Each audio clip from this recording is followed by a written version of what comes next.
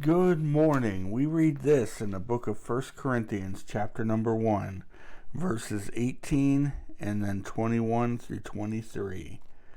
Paul says, "For the preaching of the cross is to them that perish foolishness, but unto us which are saved it is the power of God." And then starting again in verse 21, "For after that in the wisdom of God the world by wisdom knew not God. It pleased God by the foolishness of preaching to save them that believe. For the Jews require a sign, and the Greeks seek after wisdom, but we preach Christ crucified, unto the Jews a stumbling block, and unto Greeks foolishness." Let me ask you a couple questions. Is the cross and the preaching of the cross, is that foolishness to you? Paul is saying here that he preaches the cross, but to them that perish, it's foolishness. So if you think of Jesus and you think of the cross and you say, that's just the dumbest story I ever heard, then you need to check yourself and get yourself right with the Lord.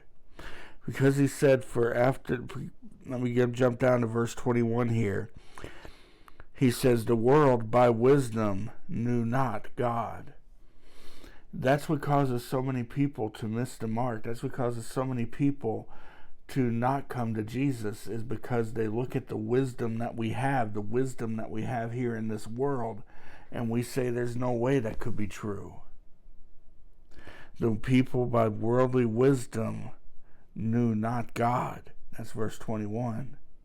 Verse 22 says the Jews require a sign and the Greeks seek after wisdom. That's talking about the preaching of the cross. The Jews require a sign, the Greeks look after wisdom. He says, but we preach Christ crucified. That's what I preach to you each day, is Christ crucified. Crucified. Let's make sure I pronounce that right. Is that a stumbling block to you? Or is that what your faith is built on? Think about that. Have a great day.